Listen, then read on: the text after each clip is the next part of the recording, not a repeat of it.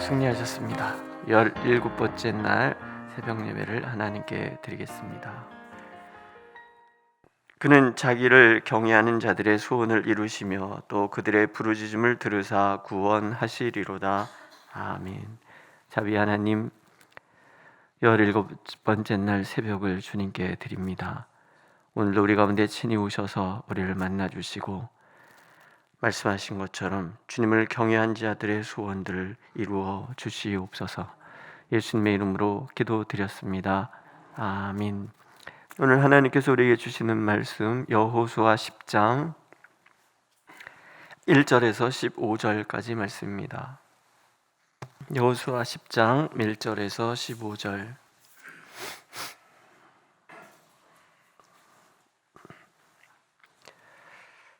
우리 한 목소리로 읽겠습니다. 1절.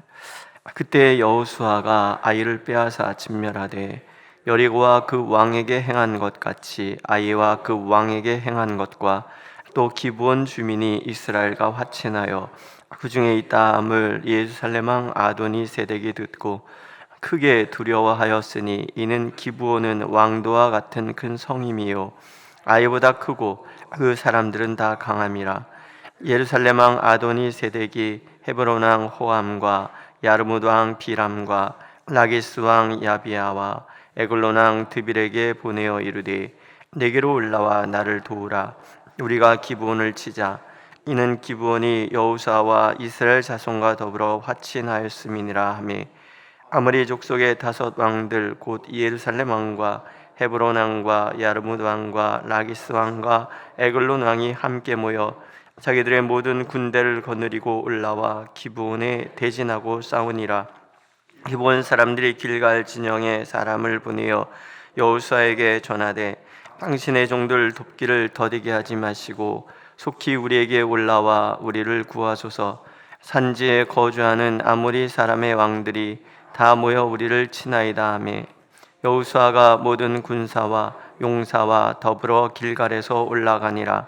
그때 여호와께서 여호수아에게 이르시되 그들을 두려워하지 말라. 내가 그들을 내 손에 넘겨 주었으니 그들 중에서 한 사람도 너를 당할 자 없으리라 하신지라. 여호수아가 길갈에서 밤새도록 올라가 갑자기 그들에게 이르니 여호와께서 그들을 이스라엘 앞에서 패하게 하심으로 여호수아가 그들을 기브온에서 크게 살육하고 벳 호론에 올라가는 비탈에서 추격하여 아세가와 막게다까지 이르니라. 그들이 이스라엘 앞에서 도망하여 벳 호론의 비탈에서 내려갈 때에 여호와께서 하늘에서 큰 우박덩이를 아세가에 이르기까지 내리심에 그들이 죽었으니 이스라엘 자손의 칼에 죽은 자보다 우박에 죽은 자가 더 많았더라.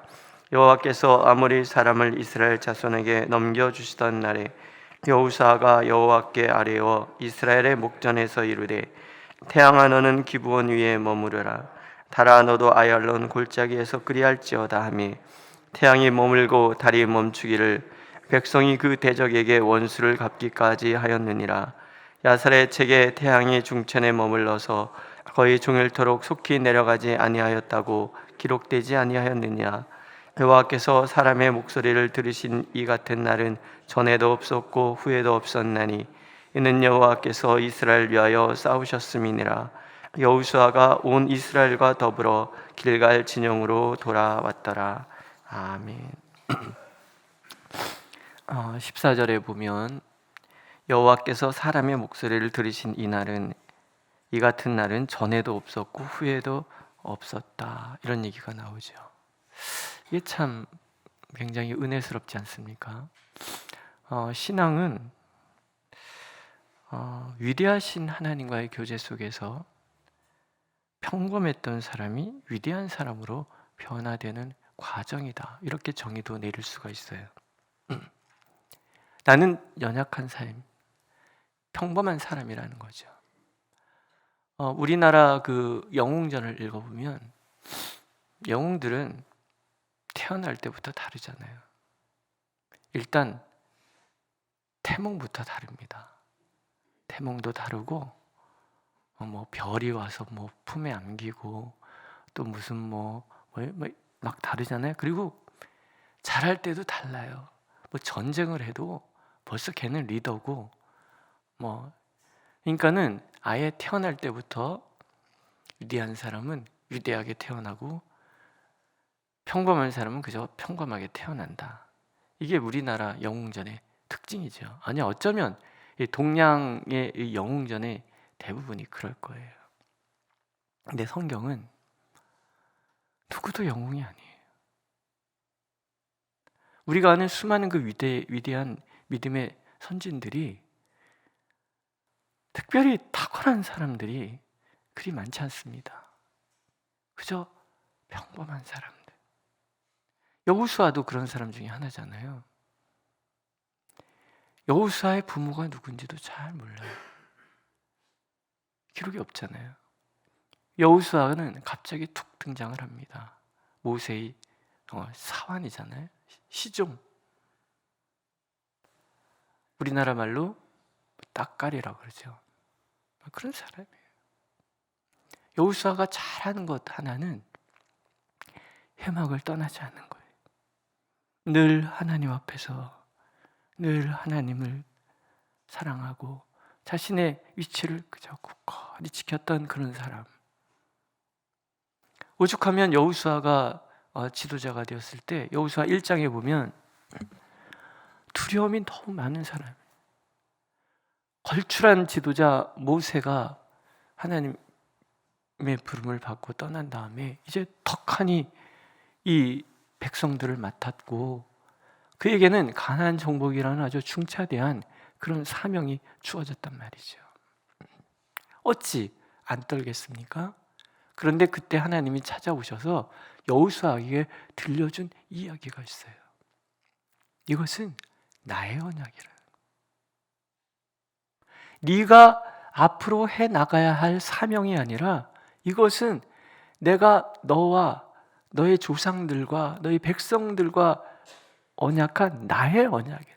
나의 언약은 내가 행한다라는 거죠.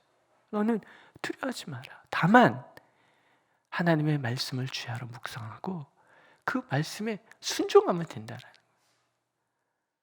겁 많고 그래서 두려움에 사로잡혀 있었던 여호수아가 하나님의 위대한 발걸음에 하나가 될 수 있었던 이유, 그것은 그의 위대함에 있는 것이 아니라 하나님의 위대함에 있었다라는 거죠. 그래서 성경은 우리에게 끊임없이 하나님의 그 위대하심에 닿은 사람은 연약한 자가 강한 자가 되고 무기력하던 자가 유력한 사람이 되고 소심하던 자가 담대한 자가 되고 무지하던 자가 지혜로운 자로 바뀌는 것이라고 들려주고 있는 거예요. 오늘 이야기가 그런 이야기 중에 하나죠. 기브온이라는 도시국가가 아마도 가나안 지역에서 꽤 큰 성읍 도시국가였던 것 같아요.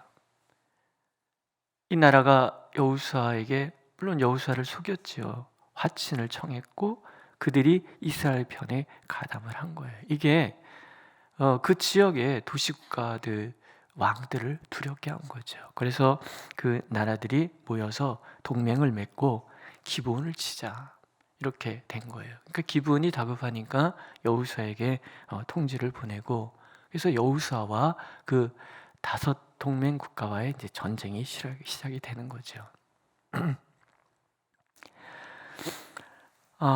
기브온과의 동맹은 사실은 잘못된 동맹입니다. 하나님께 묻지 않았다. 나중에 알은 거죠. 그들이 가나안 족속이라는 것을. 사람들이 그거에 대해서 왜 화친을 맺었느냐, 이제라도 치자라고 얘기할 때 여호수아가 막습니다. 비록 실수했지만. 그러나 우리가 이들과 언약을 맺었다라는 거죠. 이게 여호수아에게는 어쩌면 두고두고 걸림돌이 될 수 있는 그런 실수예요.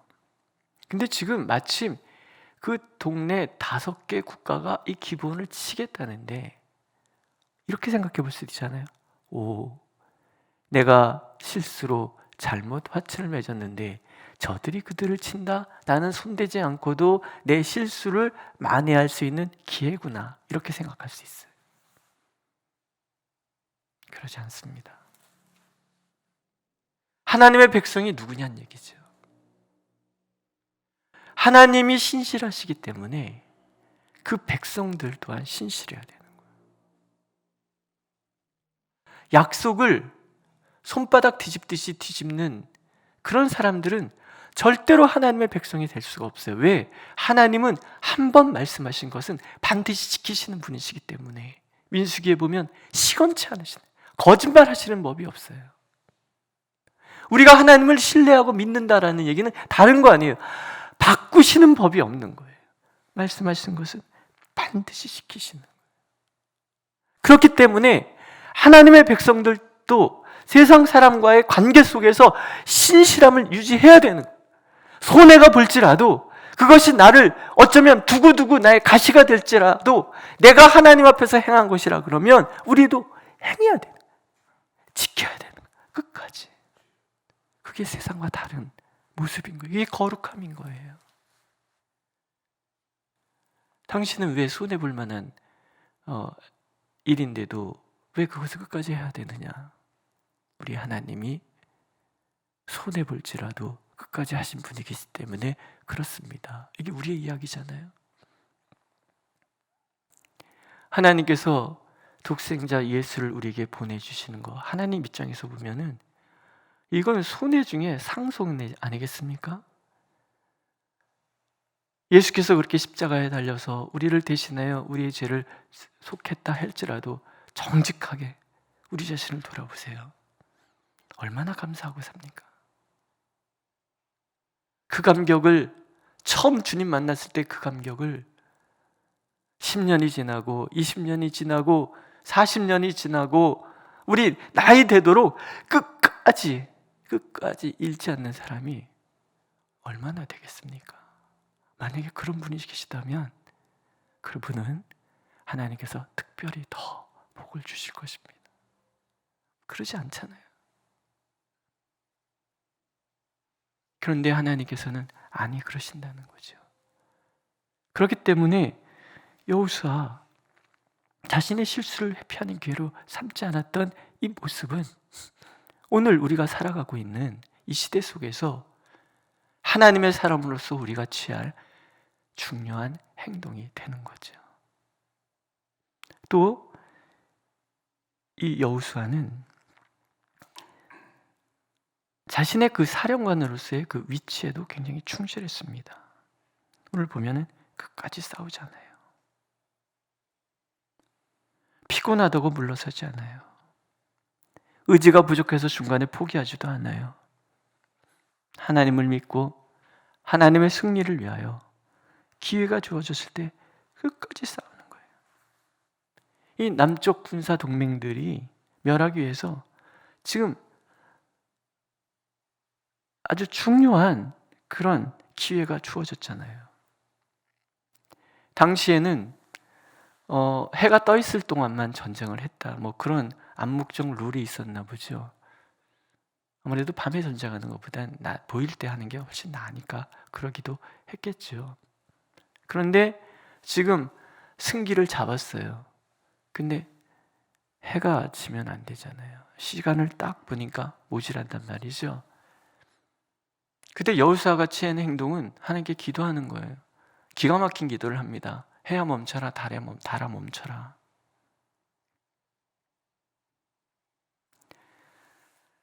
그런데 그 기도를 하나님이 들어주셨다라는 거예요. 전에도 없었고 후에도 없었다니까. 지금 우리가 해 멈춰라 그런다고 하나님 멈추시지 않으신다는 얘기예요. 전에도 없었고 후에도 없었다 이 얘기는 딱 한 번. 그래서 우리 그게 뭔지 잘 몰라요. 어떤 현상이 일어나는지 잘 몰라요. 다만 야살이라는 사람이 쓴 책에 보면 그 책이 어떤 책인지 잘 모르는데 여호수아서를 기록할 때 야살의 책을 참고했단 말이죠. 근데 거기에 해가 중천에 떠서 종일토록 내려오지 않았다라는 문장이 있단 말이에요. 이게 뭔지 잘 몰라요. 모르는데 중요한 것은 뭐예요? 이것은 전대미문의 사건이었다라는 거예요. 그럼 하나님 도대체 왜 하나님 앞에 충실하려고 하는 여호수아를 하나님이 보셨다라는 거예요. 오늘 우리가 하나님 앞에서 우리의 사명에 충실하려고 할 때 때로 하나님은 다른 사람들이 기가 막혀 할 놀라운 방법으로도 우리의 문제와 함께 하실 수 있다라는 거예요. 다 안 된다는 일, 다 상상도 못하는 그런 일들을 하나님은 하나님 앞에 충실한 사람을 위해서도 기꺼이 행하신다라는 거예요.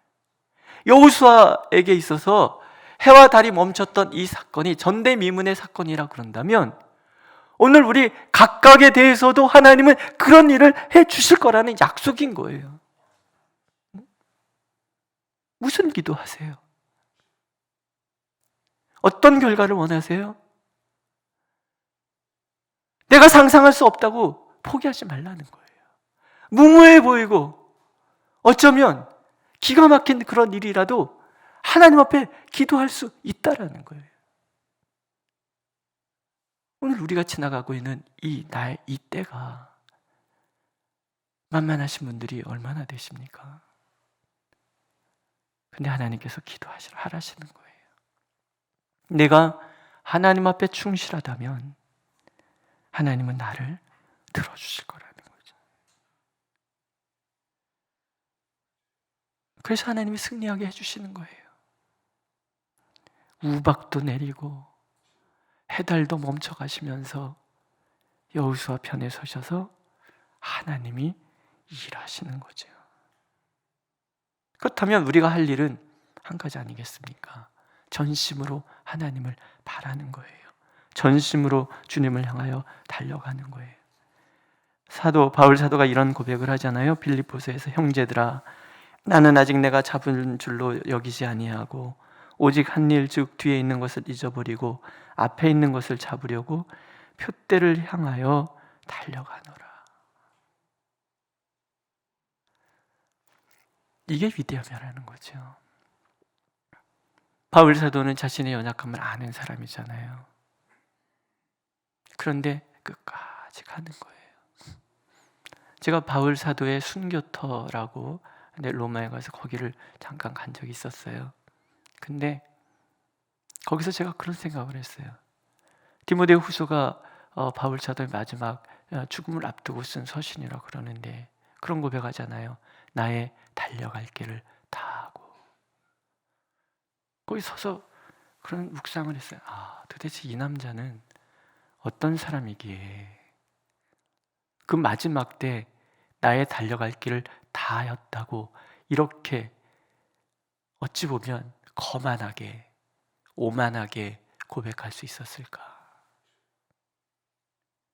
사도행전을 읽어보면 주님의 사명을 감당하기 위해서 나는 목숨을 버리는 것조차도 마다하지 않는다 이랬던 사람이에요. 하나님께서 바울 사도를 참으로 하늘의 별처럼 빛나게 해주신 이유, 그가 온전한 사람이었기 때문도 아니고 태어날 때부터 태생부터 남달랐던 위대한 사람이었던 것이 아니라 오직 하나님을 사랑하고 하나님 예수 그리스도를 표대 삼아서 뒤도 돌아보지 않고 그렇게 앞만 보고 달려갔던 사람이었기 때문에 그를 위대한 사도의 반열에 올려주시고 하늘의 별처럼 빛나는 사람 되게 만들어주신 것이 아닌가. 서두에도 말씀드렸죠. 신앙이란 위대하신 하나님을 만나서 평범했던 사람이 하나님의 그 위대하신 걸음에 한 걸음이 되는 것, 위대한 사람이 되는 것 믿으십니까? 하나님께서 우리에게 말씀하시죠. 내 입을 넓게 열라 내가 채우리라. 그리고 우리 출애굽기 읽었던 것처럼 두려워 말고 가만히 서서 여호와께서 오늘 너희를 위하여 행하시는 구원을 보라 하시지요. 해와 달을 멈춰 세우셨던 하나님께서 홍해를 가르셨던 하나님이시고 홍해를 가르셨던 하나님께서 광야에 물이 흐르게 하시는 분이시고 그 하나님께서 오늘도 우리와 함께 하신다는 거죠. 오늘 우리가 하나님을 바라고 우리의 이 믿음의 넓이만큼 채워주신다는 거잖아요. 하나님 앞에 어쩌면 무모하리라 싶을 정도라도 하나님께서는 구하라 명하시고 크기도 틀어주시겠다고 약속하고 계십니다. 그래서 홍해 앞에서 두려워하지 않았던 모세처럼, 담대하게 해달까지 멈춰 세울 수 있었던 여호수아처럼, 주님 앞에 서는 날 나의 달려갈 길 다 마쳤습니다라고 고백할 수 있었던 바울 사도처럼 우리 또한 그렇게 하나님의 위대한 발자취의 그 한 걸음이 되기를 하나님은 간절히 원하고 계십니다. 기도하겠습니다. 때로 우리가 낙심하고 지치는 것은 연약한 우리가 위대한 일을 행하려고 할 때인데, 위대하신 하나님 앞에 우리의 연약함을 맡기며 위대하신 하나님께서 하나님의 일을 행하심으로 결코 우리는 지치지 않게 되는 줄로 믿습니다.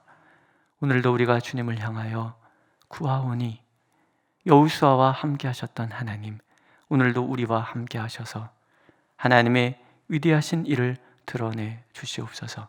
우리가 위대한 사람이 되고자 함이 아니요 다만 하나님의 일에 우리가 쓰임받기를 원할 뿐이오니 우리 가운데 친히 오셔서 함께하여 주시고 하나님의 영광을 우리 성도들의 걸음걸음마다 드러내 주시옵소서. 예수님의 이름으로 기도드렸습니다. 아멘. 하늘에 계신 우리 아버지, 아버지의 이름을 거룩하게 하시며 아버지의 나라가 오게 하시며 아버지의 뜻이 하늘에서와 같이 땅에서도 이루어지게 하소서. 오늘 우리에게 일용할 양식을 주시고 우리가 우리에게 잘못한 사람을 용서해 준 것 같이 우리 죄를 용서하여 주시고 우리를 시험에 빠지지 않게 하시고 악에서 구하소서. 나라와 권능과 영광이 영원히 아버지의 것입니다. 아멘.